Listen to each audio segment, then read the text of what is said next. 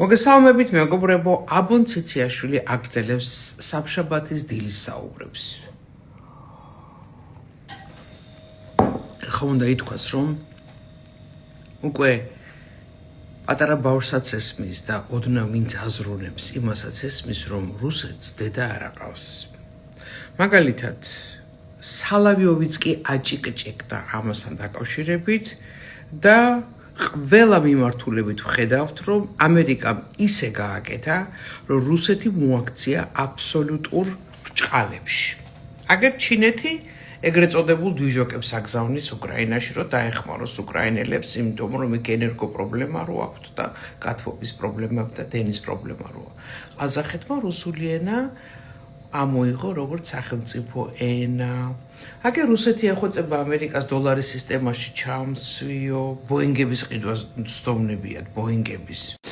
უკრაინის ომის მონაწილეებს რუსეთის მხრიდან გულისხმობ, უდიდესი ბონუსები რო ქონდათ, ეს ბონუსებიც გაუქრეს და 100%-დან 25%-ზე ჩამოიყვანეს. მოსახლეობა Starlink და სხვა უცხოური სოციალური ინტერნეტ საშუალებები გაუთიშეს. მოკლედ, იქ უკვე დაიწყო მწყნერმა ათუხება. ამასობაში უკრაინა გადადის შეტევაზე, ვიცით, ხო?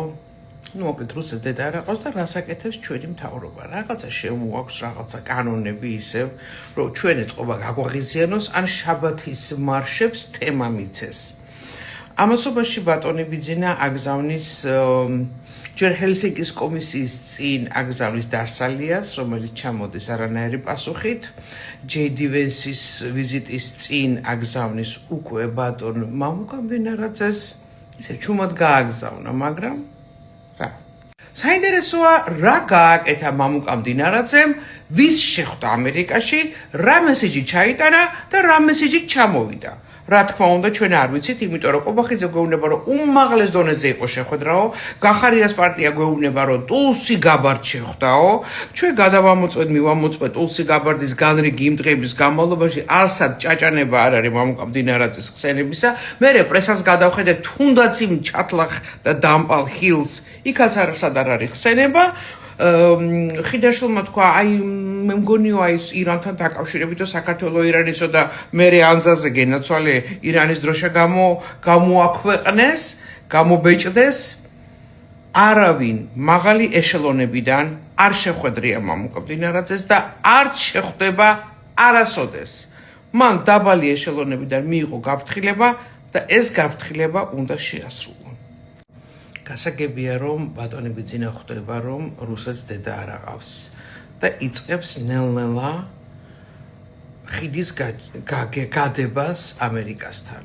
მაგრამ ესე არ გამოვა.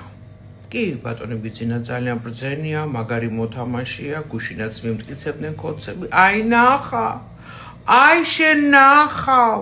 არა, კოცები იმასაც მიმტკიცებდნენ გუში, რომ თურმე საქართველო ამიერკავკასიაში პირველ ადგილზე დგას დემოკრატიის ნიშნით. ასე ამბობსო ChatGPT და Grok-იო. ChatGPT-ს და Grok-სო ადამიანი აზრს შეეკითხება თანაც პოლიტიკურ თემებზე, ცუდად არის საქმე. მეგობრებო, ამათი საქმე ცუდად არის. ამიტომ ჩვენ გავერთიანდეთ, ნაკლები ლანძღვა ამერიკის მთავრობის, აზრზე მოდით, ხიდზე გადით. აბონს კარგი წინასწარ შეგრძნებები აქვს.